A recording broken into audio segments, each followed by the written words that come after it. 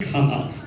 At first, I dismissed it, thinking, isn't believing in Jesus enough to be saved?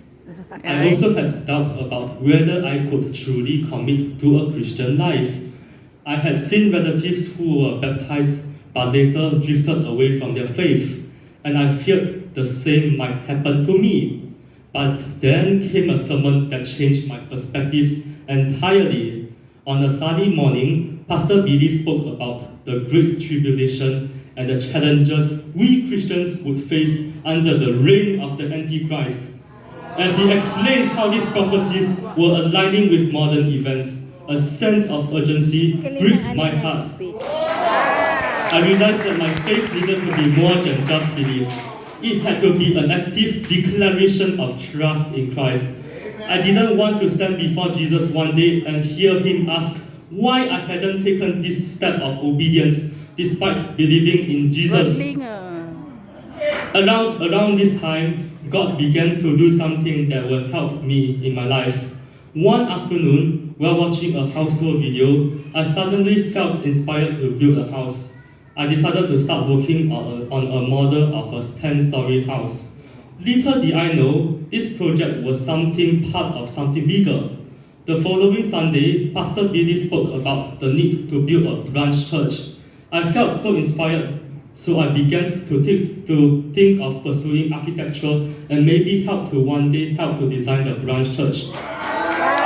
However, I didn't even meet the requirement to study it in a traditional university path, as I never took physics, which would prevent me from going through the JC route. But God had a better plan for me. I prayed earnestly for guidance, and He directed me to Singapore Polytechnic's architecture program. Remarkably, this program didn't require a physics background, and if I do well, I can pursue the course at a university level, which will fulfill my dream.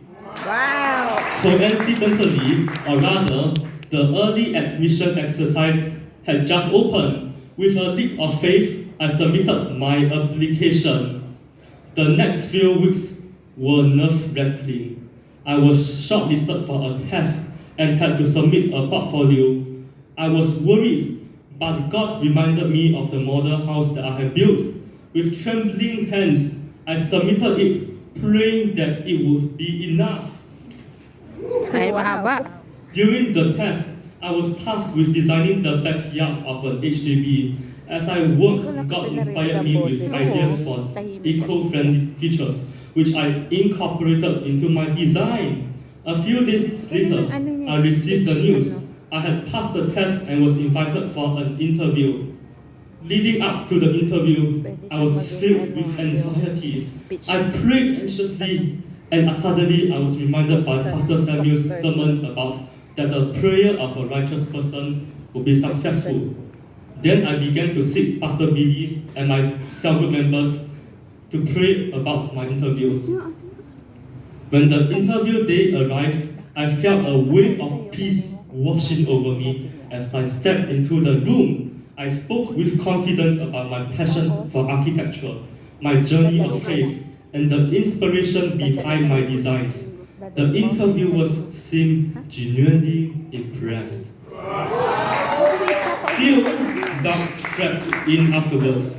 At the same time, I still had other courses like electrical engineering in mind.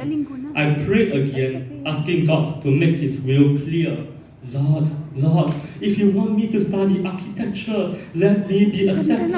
If not, reject me and guide me to electrical engineering. Weeks later, the email arrived. I had been accepted into the architecture program at Singapore Polytechnic. My heart overflowed with gratitude. God's plan were indeed perfect. Looking back, I see how God has been orchestrating everything, from planting the seeds of faith in my childhood to helping me get into architecture. He has been faithful in every step of my way. Friends, I stand here because of His grace. My decision to get baptized is my declaration of trust in Him, not just for my salvation, but for every area of my life. I may not know exactly what the future holds, but I know the one who holds it. His plans are always good. Thank you for listening to my testimony. I hope it encourages you to trust in God's perfect timing and to take the next step of faith, whatever it may be.